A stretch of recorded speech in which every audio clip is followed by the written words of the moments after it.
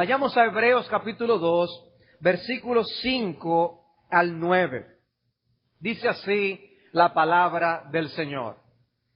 Porque no sujetó a los ángeles el mundo venidero acerca del cual estamos hablando. Pero alguien testificó en cierto lugar diciendo, ¿qué es el hombre para que te acuerdes de él? ¿O el hijo del hombre para que le visites? Le hiciste un poco menor que los ángeles, le coronaste de gloria y de honra, y le pusiste sobre las obras de tus manos. Todo lo sujetaste bajo sus pies. Porque en cuanto le sujetó todas las cosas, nada dejó que no sea sujeto a él. Pero todavía no vemos que todas las cosas le sean sujetas. Pero vemos a aquel que fue hecho un poco menor que los ángeles, a Jesús, coronado de gloria y de honra a causa del padecimiento de la muerte, para que por la gracia de Dios gustase la muerte por todos. ¿De qué nos está hablando este pasaje? El autor nos dice aquí que él está hablando del mundo venidero. Así comienza el versículo 5. No sujetó a los ángeles el mundo venidero acerca del cual estamos hablando. El futuro era un tema importante de conversación entre los hermanos de la iglesia primitiva. O sea que nosotros vemos cómo en las epístolas del Nuevo Testamento nos dan una idea del balance de nuestras conversaciones y preocupaciones. Y no todo es el aquí, el ahora. Y sí, el Nuevo Testamento nos habla de las aflicciones, nos habla del trabajo, nos habla de la familia, nos habla incluso hasta del vestir, cómo debemos vestir, un montón de cosas. Pero la orientación de nuestras vidas no es terrenal. Lo que vemos en el Nuevo Testamento es que los creyentes orientaban sus vidas a la luz de la eternidad. El autor había venido hablando de los ángeles, o más específicamente de la superioridad de Jesucristo sobre los ángeles. Y en ese contexto nos introdujo el tema de la salvación venidera, del mundo venidero. Y él va a continuar haciendo referencia acerca de los ángeles. Pero hermanos, el tema central en el capítulo 2 de Hebreos no son ya los ángeles, sino el hombre. En otras palabras, el autor va a introducir verdades maravillosas acerca del hombre, pero lo va a hacer planteando un contraste con los ángeles. El capítulo 2 de Hebreos tiene dos expresiones importantes para comprender la idea central del autor. Yo quiero que ustedes las vean. En el versículo 5 está una y en el versículo 16 está la otra. Véanlo conmigo. En el versículo 5 aparece la primera expresión cuando dice, porque no sujetó a los ángeles el mundo venidero. Una expresión. Está allí diciendo algo acerca de los ángeles, pero más bien para referirse a algo acerca de los hombres. Y esta expresión trata acerca del reino de Dios, del cual el hombre fue constituido vicerregente. La segunda expresión aparece en el versículo 16, porque ciertamente no socorrió a los ángeles, sino que socorrió a la descendencia de Abraham. Y esta última expresión trata el tema de la redención, que yo no voy a tratar aquí, porque eso lo dejaré para un siguiente mensaje. El cómo Dios rescató al hombre. Dios envió a su Hijo para redimirnos del pecado, que es lo que el autor elabora a partir del versículo 10 en adelante de este capítulo 2. Pero ven ustedes, notan ustedes estas dos expresiones. Dios no sujetó a los ángeles el mundo venidero. Dios no socorrió a los ángeles. Dos cosas que Dios hizo por nosotros. Y lo que yo quiero mostrar en este mensaje es que Dios nos ha bendecido con grandes y enormes privilegios espirituales que Dios ha dado al hombre. Y yo quiero tomar prestado el lenguaje de John Milton en sus obras acerca del paraíso perdido y el paraíso reganado. Y mi siguiente encabezado lo he titulado Del paraíso original al paraíso perdido. Los relatos que encontramos acerca de la creación en Génesis 1 y 2 nos dejan ver muy claramente que el hombre fue el punto culminante de la creación de Dios. El hombre fue hecho a imagen de Dios. Se le comisionó señorear y sojuzgar el mundo creado. Dice así Génesis 1:26. Entonces dijo Dios: hagamos al hombre a nuestra imagen, conforme a nuestra semejanza, y señoree en los peces del mar, en las aves de los cielos, en las bestias, en toda la tierra y en todo animal que se arrastra sobre la tierra. Y creó Dios al hombre a su imagen, a imagen de Dios lo creó, varón y hembra los creó. Y los bendijo Dios, y les dijo: fructificad y multiplicaos, llenad la tierra y sojuzgadla, y señoread en los peces del mar, en las aves de los cielos, y en todas las bestias que se mueven sobre la tierra. De manera que vemos claramente cómo el hombre es una criatura especial dentro de toda la creación. El Salmo 8, que es citado aquí en nuestro texto, recordemos que el autor de Hebreos cita mucho el Antiguo Testamento, porque él está hablando a personas judías que respetaban la autoridad de las Escrituras del Antiguo Testamento, y él demuestra sus puntos citando las Escrituras. Y el Salmo 8 tiene como tema precisamente la posición privilegiada que Dios otorgó al hombre en la creación y el problema que ocurrió luego de la caída. Dice este Salmo: oh Jehová, Señor nuestro, cuán glorioso es tu nombre en toda la tierra. Has puesto tu gloria sobre los cielos, de la boca de los niños y de los que maman fundaste la fortaleza, a causa de tus enemigos, para hacer callar al enemigo y al vengativo.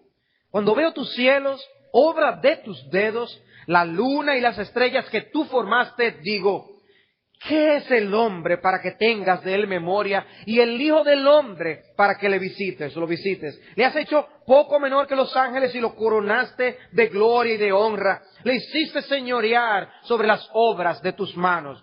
Todo lo pusiste debajo de sus pies, ovejas y bueyes, todo ello, y asimismo las bestias del campo, las aves de los cielos y los peces del mar, todo cuanto pasa por los senderos del mar.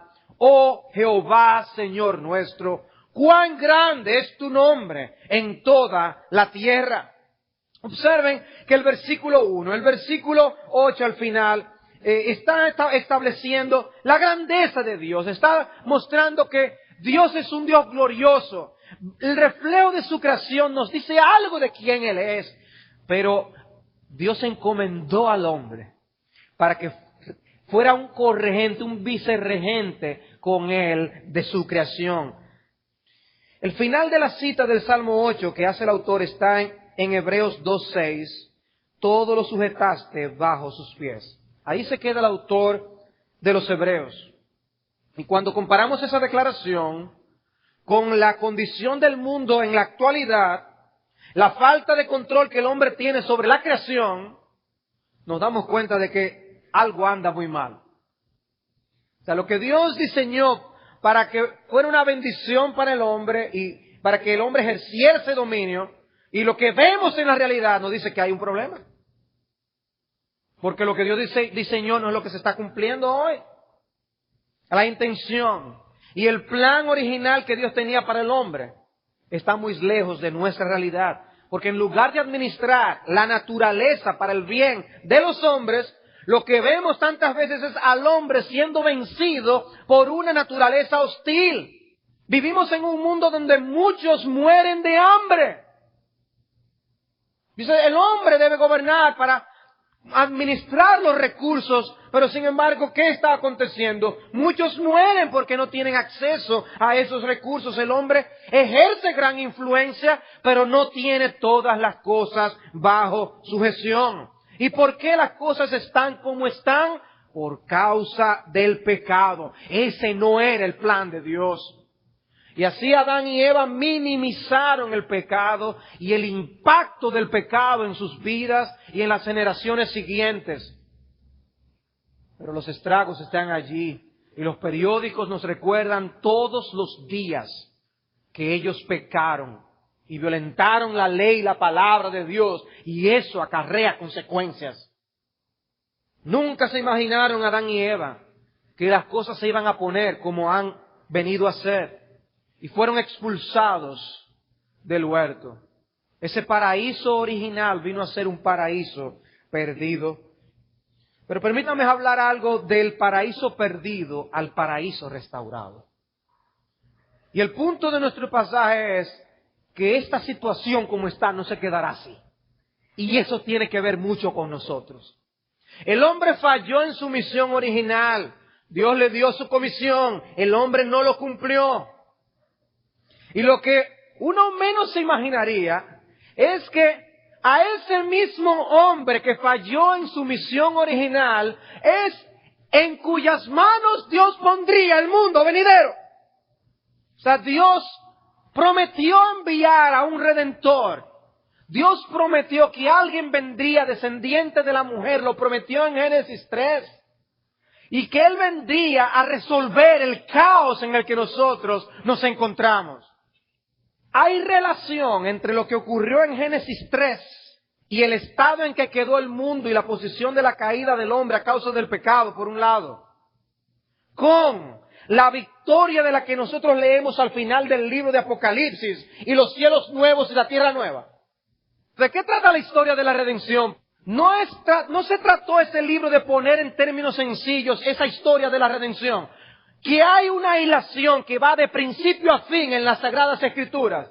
Que sí hay relación entre Génesis capítulo 3 y Apocalipsis capítulos 20, 21 y 22. Hay relación. Que de eso se trata la vida aquí en la tierra. Que Dios está llevando a cabo sus planes a cumplimiento a totalidad y cabalidad. De eso precisamente se trata. Por eso la promesa del Redentor en Génesis capítulo 3. En Génesis 3 el hombre fue expulsado del huerto. Y en Apocalipsis se le concede amplia entrada en el reino eterno de Dios. Hay una hilación entre Génesis y Apocalipsis, lo hay.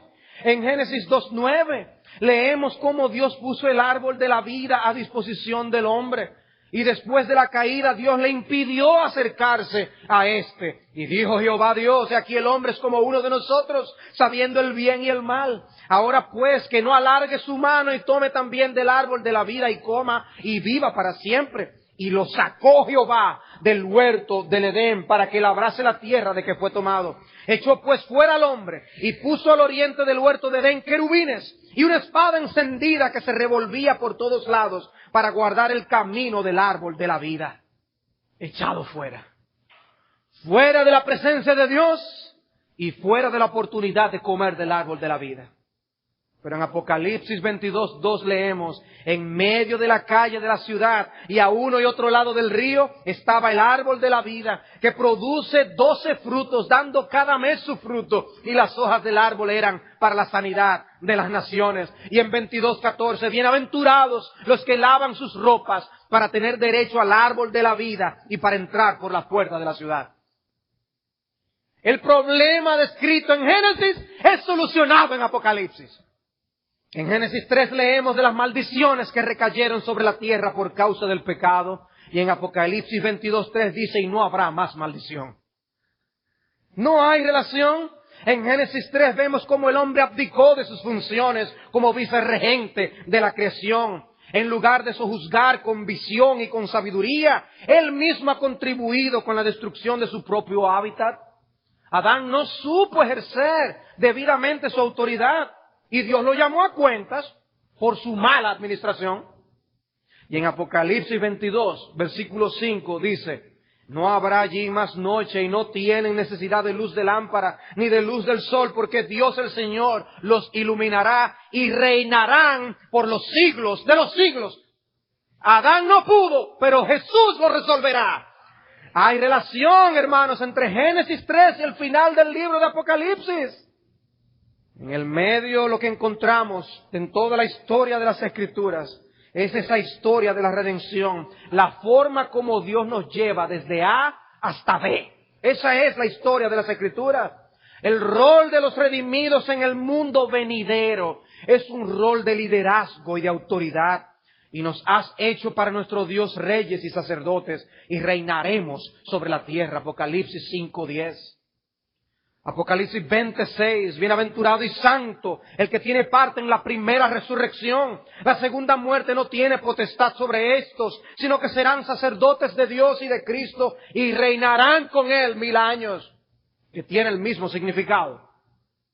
Después recibirán el reino de los santos del Altísimo, y eso está en Daniel, oigan esto, recibirán el reino los santos del Altísimo y poseerán el reino hasta el siglo, eternamente y para siempre. Daniel 7:18. Habla la palabra de Dios de esto, hermanos. Es obvio, está claro. Y Pablo en un contexto diferente, en 2 Timoteo 2:12, si sufrimos, también reinaremos con Él. Eso es bíblico, amados hermanos. Dios quiere que sepamos que reinaremos con Jesucristo. Y ahora nosotros no vemos que las cosas nos estén sujetas, pero el día se acerca y todos los enemigos de Jesucristo quedarán aplastados bajo sus pies, que es lo que dice el Salmo 110. El texto más citado del Antiguo Testamento con el Nuevo Testamento. Jehová dijo a mi Señor, siéntate a mi diestra hasta que ponga a tus enemigos por estrado de tus pies. Y eso me lleva a mi último punto de la mano. Yo les he dicho a ustedes, nosotros tenemos un paraíso original y un paraíso perdido. Y del paraíso perdido al paraíso reconquistado o reganado, como lo queramos llamar. Mi último punto yo le he titulado Nuestro héroe, el autor de nuestra salvación. Y la esencia está en el versículo 9 de nuestro pasaje.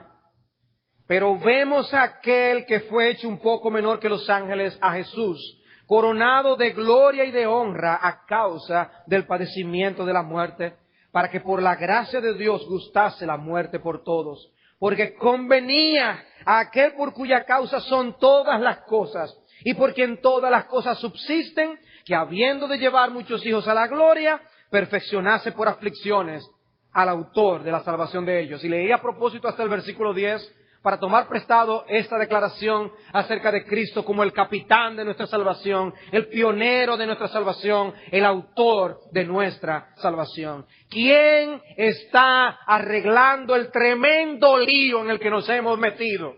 ¿Quién tiene la solución garantizada? El autor de nuestra salvación, nuestro Señor Jesucristo. Observen que el versículo 9 comienza con pero.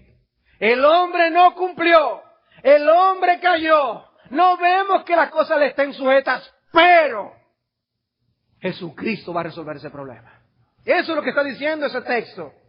Las cosas no andan bien, pero hay esperanza. El orden será restaurado. Lo que yo les estoy diciendo es que nuestra esperanza no está aquí.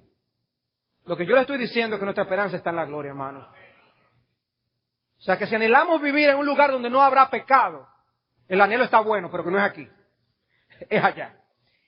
Esta es la primera vez en la epístola a los hebreos que se menciona el nombre Jesús. Hasta ahora el énfasis ha sido presentar a Cristo como el Hijo de Dios. Y aquí le presenta como el Salvador, el que rescata, el que redime. Y tiene un significado.